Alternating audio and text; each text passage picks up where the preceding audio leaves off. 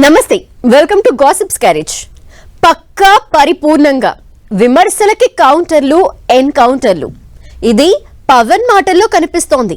ప్రత్యర్థి పార్టీ చేసే ప్రతి విమర్శకు పక్కాగా సమాధానం ఇవ్వటమే కాదు, కూటమి పార్టీల మధ్య, నేతల మధ్య ఐక్యతని ఎప్పటికప్పుడు చాటి చెప్తూనే ఉన్నారు. ఆచితూచి పక్కాగా లెక్కలేసి మాట్లాడుతున్నట్టు కనిపిస్తున్న పవన్ రాజకీయానికి ఇస్తున్న మెసేజ్ ఏంటి?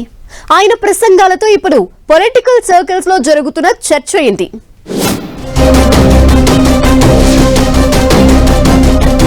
ఐక్యతపై క్లారిటీలు, ప్రత్యర్థికి కౌంటర్లు.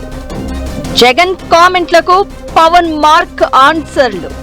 వేదిక ఏదైనా పక్కాగా లెక్కలేసి పవన్ మాటలు. అప్పుడు ఇప్పుడు పవన్ మాటల్లో అదే జోరు. పరోక్షంగా జగన్ కు పవన్ ఇచ్చే మెసేజ్ ఏంటి? పవన్ వరుస ప్రసంగాలపై జరుగుతున్న చర్చ ఏంటి? పవన్ ప్రసంగాలతో రాజకీయాల్లో తనకంటూ ప్రత్యేకమైన మార్కు క్రియేట్ చేసుకున్నారు.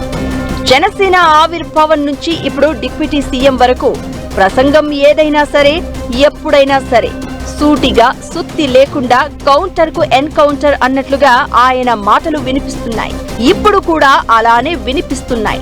ప్రత్యర్థి పార్టీకి కౌంటర్లు ఇవ్వడమే కాదు, కూటమి పార్టీల ఐక్యతపై జరుగుతున్న ప్రచారానికి తన మార్క్ ఆన్సర్లు ఇస్తున్నారు పవన్. వైసీపీ అధినేత జగన్ వ్యాఖ్యలపై డిప్యూటీ సీఎం పవన్ మరింత ప్రత్యేకంగా దృష్టి సారిస్తున్నట్లు కనిపిస్తున్నారా అంటే వరుస పరిణామాలు అవును అనేలా అనిపిస్తున్నాయనే చర్చ జరుగుతోంది.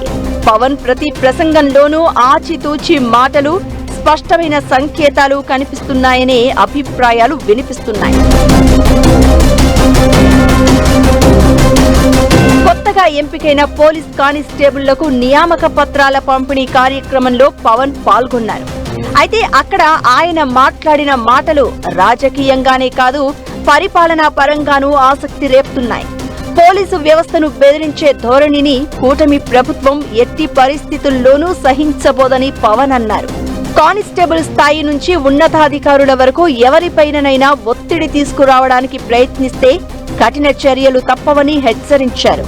పోలీసు అధికారులపై జగన్ చేసిన వ్యాఖ్యలను హైలైట్ చేస్తూ అలాంటి ప్రకటనలను ప్రభుత్వం నిశితంగా గమనిస్తుందని పవన్ స్పష్టం చేశారు.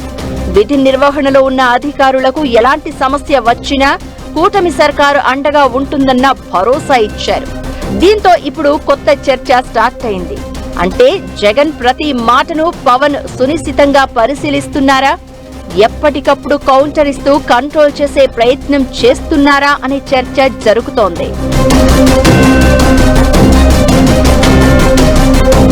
జగన్ వ్యాఖ్యలకు కౌంటర్ ఇవ్వడమే కాదు, పవన్ ప్రసంగాన్ని చూసినప్పుడు కొన్ని ఆసక్తికర అంశాలు కనిపిస్తున్నాయి. సీఎం చంద్రబాబుతో పాటు మంత్రి నారా లోకేష్ ను కూడా ఈ మధ్య తన ప్రసంగాలతో ప్రత్యేకంగా ప్రస్తావిస్తున్నారు పవన్.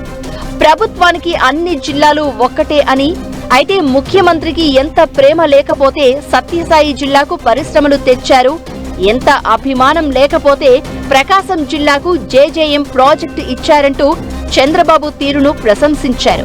అదే సమయంలో మంత్రి లోకేష్ ప్రస్తావన తీసుకువచ్చారు. పండుగ వాతావరణంలో నిర్వహించిన వేడుకలో లోకేష్ లేకపోవడం పెద్ద లోటు అంటూ చెప్పుకొచ్చారు. ఇలా ఒక రకంగా కూటమి పార్టీల మధ్య మంచి సఖ్యత ఉంది, ఒకరికొకరం సహకరించుకుంటున్నాం అనే సంకేతాలను కూడా తన ప్రసంగాల ద్వారా పార్టీ క్యాడర్లోకి పంపుతున్నారు పవన్. మరో 15 ఏళ్లు కూటమిదే అధికారం అనే మాట విషయంలో ఎంత స్ట్రాంగ్ ఉన్నాను అనేది కూడా తన ప్రసంగాలతో చెప్తున్నారు పవన్. అప్పుడు విపక్ష నేతగా అయినా, ఇప్పుడు డిప్యూటీ సీఎంగా అయినా పవన్ మాటల్లో వేడి తగ్గేదేలే అని జనసేన కార్యకర్తలు అంటున్నారు. ఇదంతా ఎలా ఉన్నా పవన్ కళ్యాణ్ ప్రతి మాటను లెక్క చేసి మాట్లాడుతున్న తీరు స్పష్టంగా కనిపిస్తోంది. కూటమిలోని ప్రధాన నేతల మధ్య ఎలాంటి దూరం ఏర్పడకుండా చూసుకోవాలన్న ఆలోచన ఆయన మాటల్లో ప్రతిబింబిస్తోందనే అభిప్రాయాలు వినిపిస్తున్నాయి. అదే సమయంలో ప్రత్యర్థుల వ్యాఖ్యలపై అప్రమత్తంగా ఉండే వ్యూహం కూడా ఈ ప్రసంగంలో కనిపిస్తోందన్న చర్చ కొనసాగుతోంది.